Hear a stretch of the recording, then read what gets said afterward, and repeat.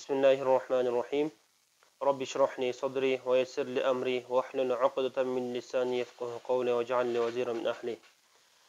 Бүгүнкү сабагыбызды урматтуу угандар, Аллага шүгүр кылуу деген темага арнамакчыбыз.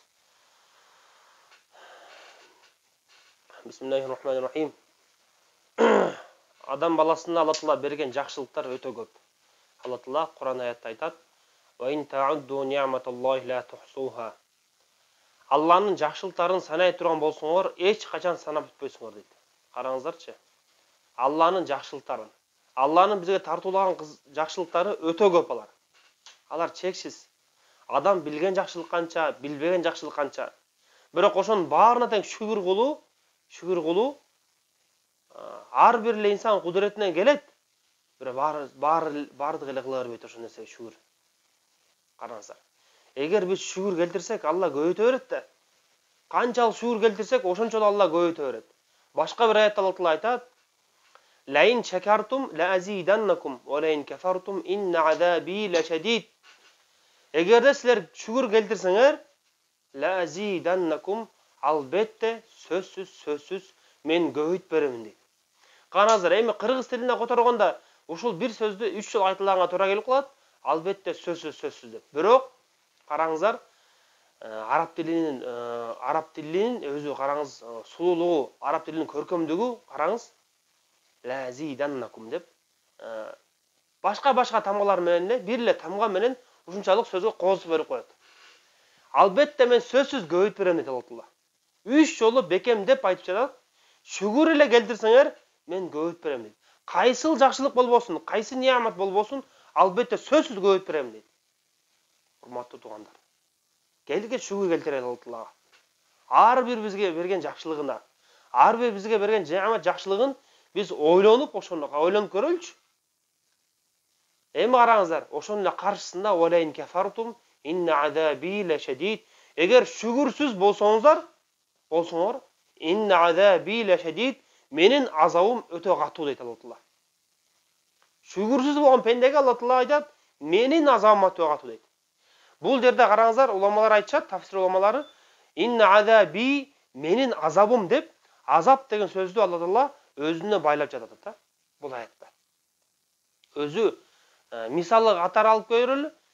Азап кылыш үчүн бир адамга канчалык азап жеткириши мүмкүн. Акылга сыйбаган нерселер бар. Караңыздар, кылмыш кылам деп, мыйзамдан чыгам деп канча адамдар кылмыш иштер кылат. Кандай мыкачылык менен адамдарды кыйнап, өлтүрүп зорутайт. Бирок ал адамдын азабы, адамдын ызасы да.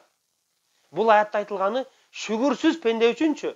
Алла айтканы менин азабым деп, Алла Таала азап деген сөздү өзүнө байланыштырат. Эми азап деген нерсени жараткан зат өзү менин азабым деп айтканында, демек азап канчалык катуу болушу мүмкүн, урматтуу угандар. Заматта бизге берилген жакшылыктар бир күндө кетип калышы мүмкүн. Кайсыл жакшылык болбосун. Ден соолукту кадыр бартайсызбы? Анда ден соолукту Алла Таала алып коюшу мүмкүн. Байлыкты кадыр бартайбы? Кадыр барксыздык кылабы? Анда Алла Таала алып коюшу мүмкүн. Кадыр барксыздык кылса, шүгүрсүздүк кылса, байлыгына, ден соолугуна, бийлигине, кайсыл бир жакшылык болбосун, Алла Таала жакшылыкты алып коюшу мүмкүн, урматтуу угандар. Эми караңыздарчы. Алла Таала ошо шүгүр кылууну кантип кылыш керек? Бул Духа сүрөсүндө пайгамбарыбыз алейхиссаламга үйрөтүп жатат. Эми пайгамбарыбыз үйрөткөндөн кийин бизге дагы ушул аяттарда үйрөтүп жатат. Анда эмесе бул аяттарга карасак, Аузу биллахи минеш шайтанир раджим. Алам яжидика ятиман фаава ва ваджадака даллан фахада ва ваджадака аилан фаауна فأما اليتيم فلا تقهر وأما السائل فلا تنهر وأما بنعمة ربك فحدث. صدق الله العظيم. Estaizu billah. Караңыздар, Алла Таала айтат, бул аяттардын сөзүмсүз котормосу: Эй Мухаммад алейхиссалам, биз сени жетим болгон абалда таппадык белек? Соң баш калкалай турган жер бербедикпи?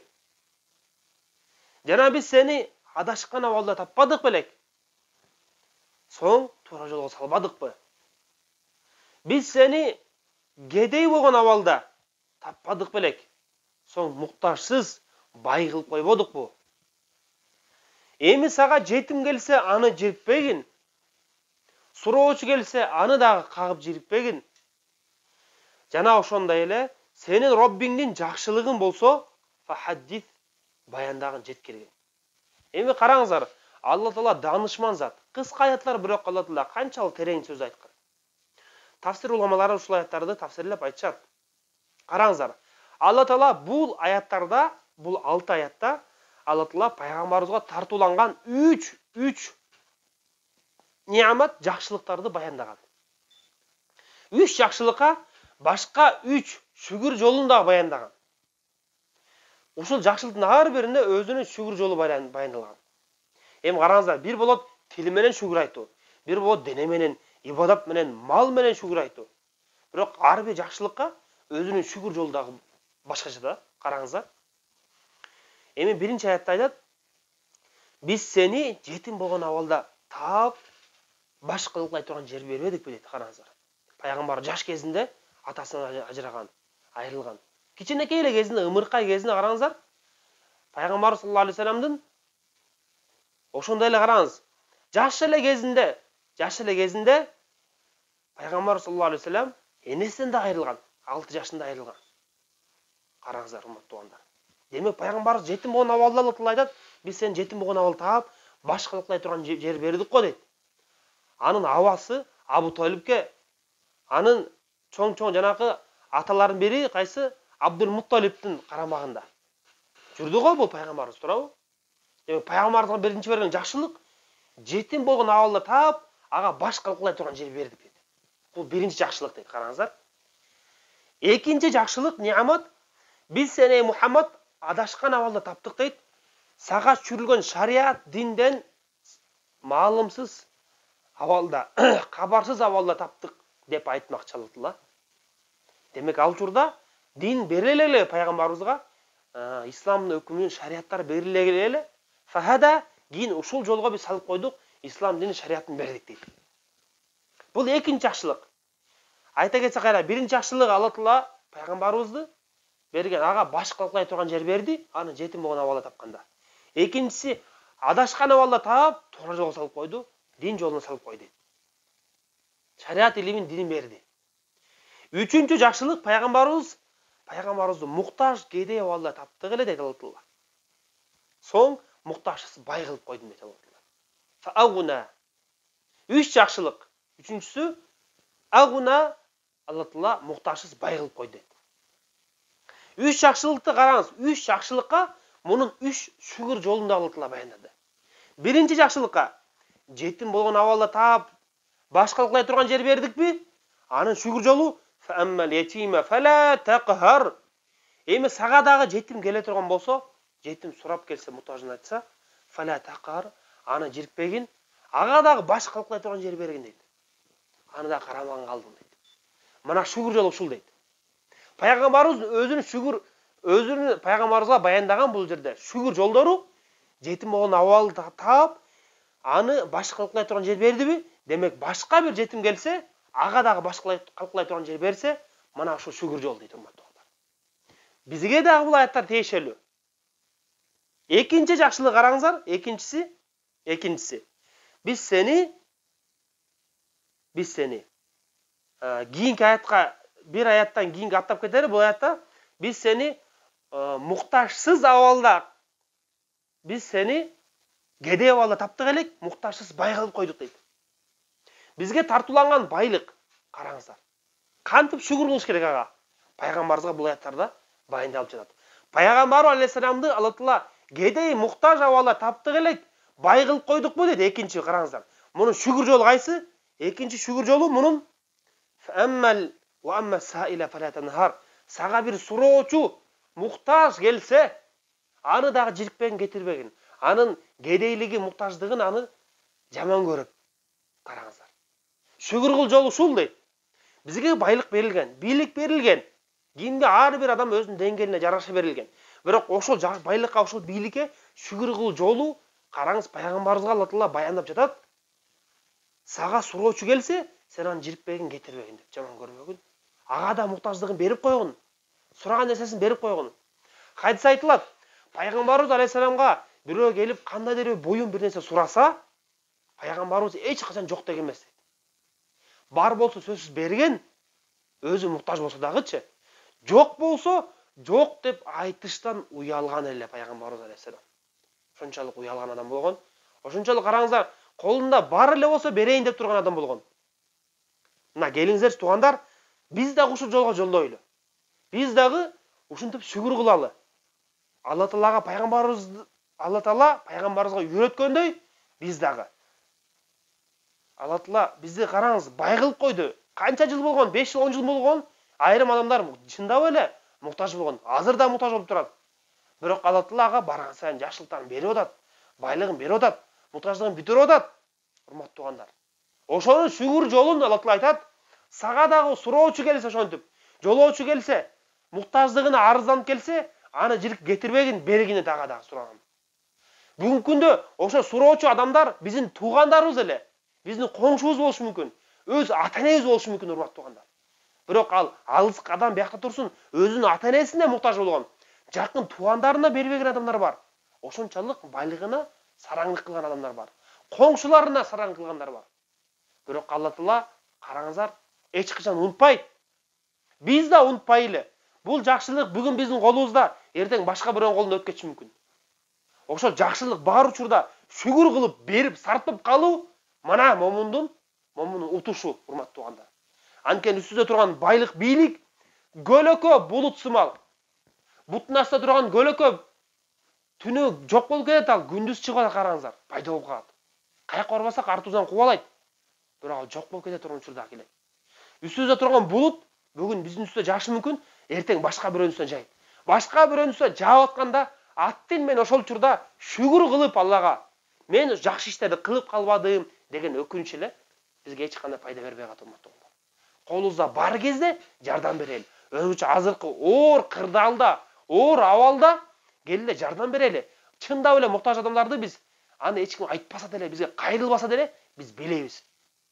Ошол берешен деген адам ким ал? Ага бирөө суроочу келип, сураганын берип койгон адам берешен эмес дейт ал. Бирөө келип, сурабастан туруп эле, келбестен эле сурабастан туруп, ага сиз анын суранычын, анын муктаждыгын бүтүрүп койсоңуз, мына ошол берешен адам. Ошо сиз берешен адам болосуз. Караңыз. Каримден ушул сыфат караңыздар. Эми бирөө келип сураган адамга жо берип коюш, ал уялгандан бериши мүмкүн. Эл эми дейт, бул сурап келди, мунун жаман каргыш дуасынан куткарылышын бериши мүмкүн да. Кутулушун бериши мүмкүн. Бирок эч ким сурабаса дагы, чында муктаждарды берип туруп, муктаждыгын берген адам мына ошол берешен адам. Ошондой берешен болууга Алла Таала Куранда чакырат бизди, урматтуу туугандар. Эми бул аятта да караңыз, пайгамбар алейхисаламга Алла Таала үйрөткөн жакшылык, биз сени кедей муктаж абалда таап, муктажсыз кылып койдук. Анын шүгүр жолу сага бир суроочу келсе аны жирикпеген, кетирбеген. Берген сураган дейт. Бул экинчи жакшылык болду, урматтуу туугандар. Эми үчүнчү жакшылык айта кетсек, үчүнчү жакшылыгыны бул аят айтылган, айттык го, биз сени адашкан абалда таптык, соң туура жолго салып койдук. Эми уламалар айтышат, ушул аят менен акыркы аяттын ортосуна байланыш кичине мындай байланбай калгандай, окшошпой калат дейт. Эки аяттын бир байланышы жоктой дейт кадимкидей. Кантип айтат? Биз сени динден кабарсыз абалда таптык элек, соң ошо туура жолго салып койдук, ошо дин жолуна салып койдук деп аят менен Роббиңдин жакшылыгын болсо, фахаддис жеткирин деп айтат бул аяттарда. Ушул эки аяттын ортосунда кандай байланыш бар? Уламалар, тафсир уламалары баш катырып оюна жетпейт. Бирок Алла Таала баары бир чыган уламаларга, Раббаниин, Роббисинен чындап корккон уламаларга Алла Таала илимин ачып коет. Милладун, илмун милладун, Алла тараптан берилген эч бир китепте, эч бир уламалардын сөзүнөн таппаган, хадистен таппаган илим Алла Таала өз тараптан берет, караңыздар. Эми айрым ошондой уламалардын бири айтат, биз сени динден кабарсыз абалда, шариат динден кабарсыз абалда таптык элек, соң ошол туура жолго салып койдук. Демек, мындайча айтканда, пайгамбарыбызга берилген ошол дин илими, шариат, ислам дини, ыйман, ушул нерсенин жакшылыгы, бул да бир жакшылык да. Ушундай жакшылык башка жакшылыктар менен тең келе албайт эч качан. Эч качан тең келе албайт. Анткени сизге берген ырызкы, мал, мүлк, дүйнө, тамак аш, башка нерсе, кийим кече бул дүйнөгө чектелген. Эртең ал кабырга барганда бир тыйын пайдасы бербейт. Бирок сизге берген ыйман бизге берилген. Ислам дини түбөлүктү тозоктон куткарып, бейишке алып кирүүчү жакшылык да бул. Эми кантип түбөлүктү жакшылык убакыттын жакшылык менен тең келе алсын? Караңыздар. Эми ошол жакшылыкка кантип шүгүр кылыш керек? Алла Таала бул аятта баяндайт. Сен Роббиңдин жакшылыгың болсо деп негизи жакшылык айтып атат. Ыйман жакшылыгы, урматтуу туугандар. Ислам дини, шариат жакшылыгы фахаддис, аны жеткиргин дейт. Элдерге жеткиргин дейт. Пайгамбарыбызга. Кантип шүгүр кылуу? Ыйманга шүгүр кылуу, динге, шариатка шүгүр кылуу жолун Алла Таала мына ушул аятта баяндады. Роббиңдин жакшылыгын фахаддис, жеткиргин дейт. Караңыз. Демек, бизге дагы ошол ыйман жетти, урматтуу туугандар. Бизге дагы аз болсо дагы ислам дини, шариат жетип атат. Жетти. Бирок бул дагы Алланын өтө чоң жакшылыгы да, өтө чоң неаматы. Кантип ушуга шүгүр кылабыз? Кантип шүгүр кылабыз? Роббиңдин жакшылыктарын фахаддис, баяндагын дейт.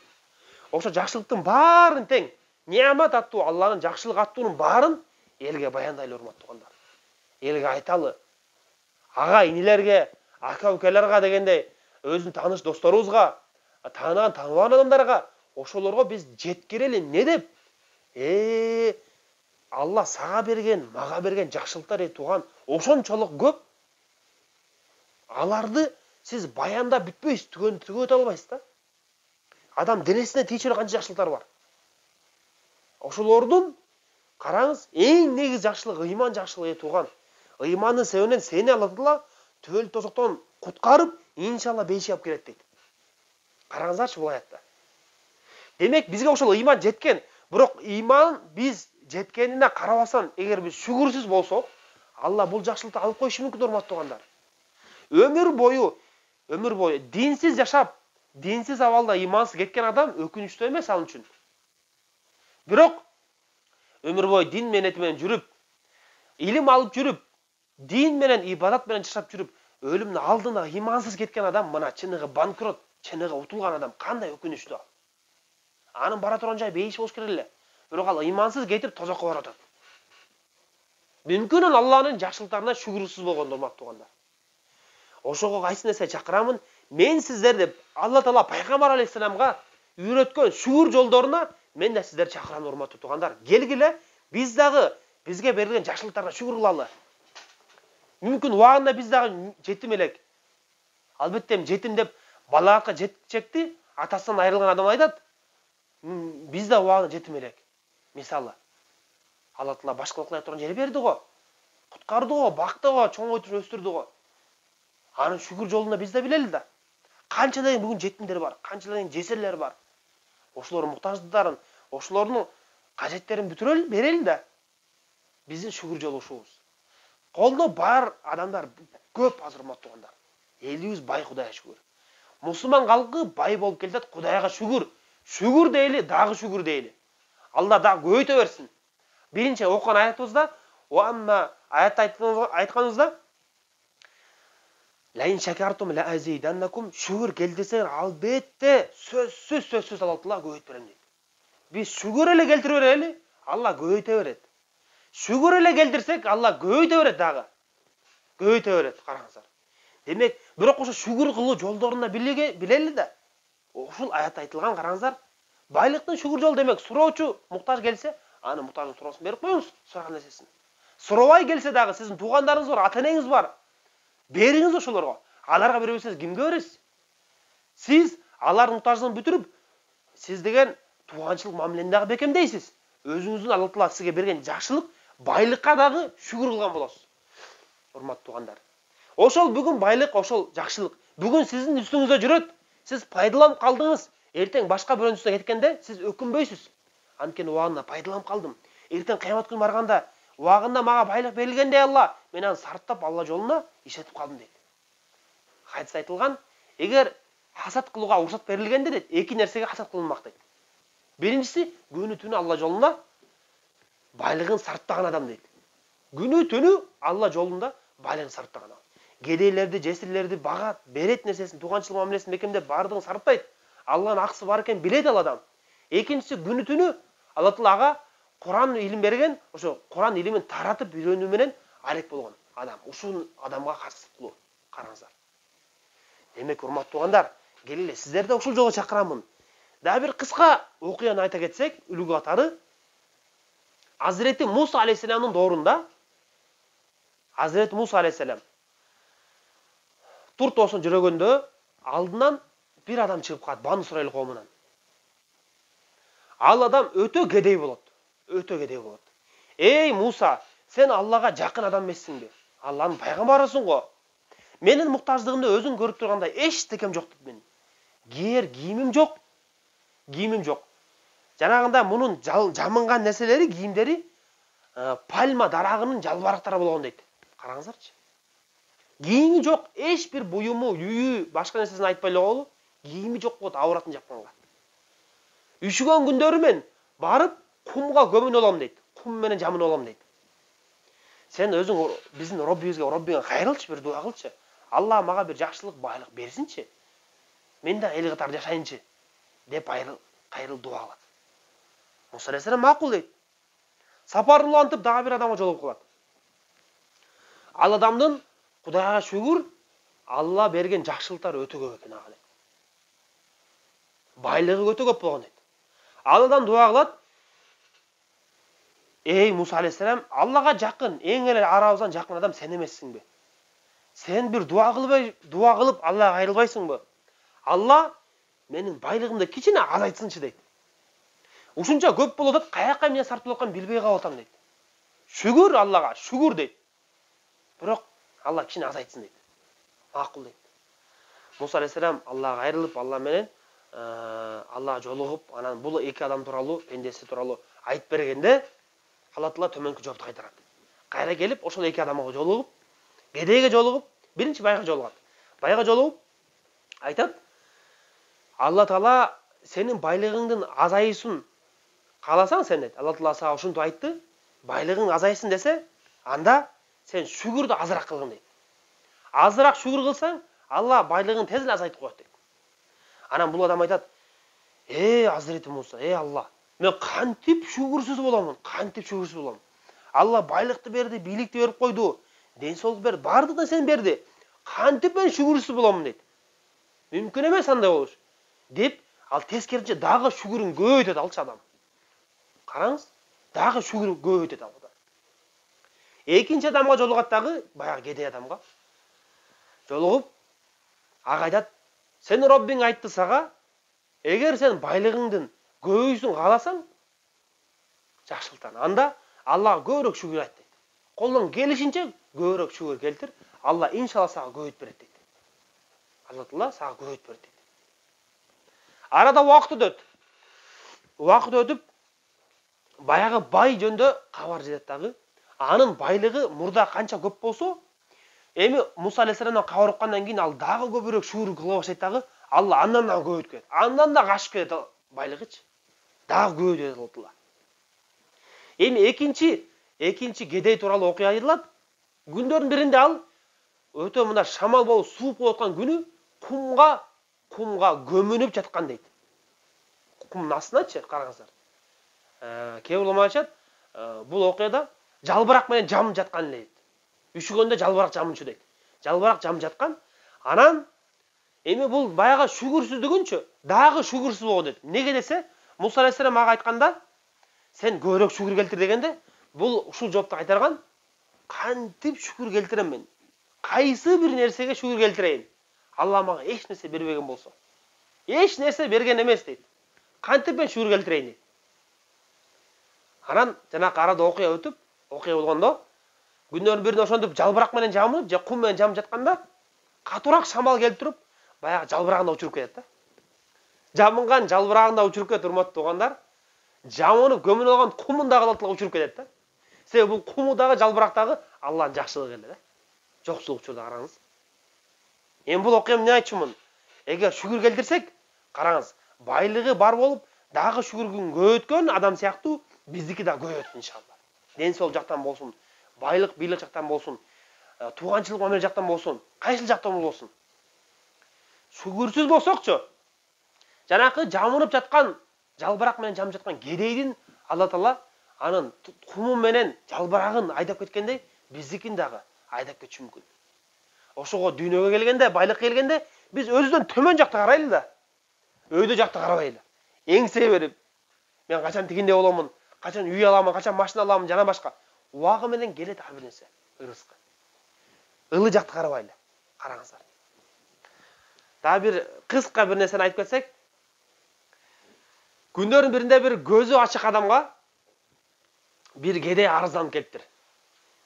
Мен ушунчалык кедеймин, эми мага ошол тагдырымда бир байлык насип этет бекен, бир баяган күнүм болот бекен, эл катар жашаган күнүм болот бекен деп арызданып келиптир. Анан баягы көзү ачык адам ага айтып, карап туруп, сен 40 жашыңа чейин аябай кыйналып, аябай муктаж болуп, кедей болуп жашайт экенсиң дейт. Деп сөзүн токтоп калат. Анан баягы адам, ананчы, анан 40тан кийин эмне болот экен? 40тан кийин эмне болот экен деп кайра жанталашып улам кызык болот да суроосузчу. Мындайча айтканда 40ка жетип 40тан кийин байып кетет деген үмүтү бар эле да. Деп анан сөзүн улайт, баягы көзү ачык адам сөзүн улайт. 40тан кийинчи, 40ка чейин аябай кыйналып, кедей болуп жашап, 40тан кийин ошол жашоого көнүп кетет экенсиң дейт.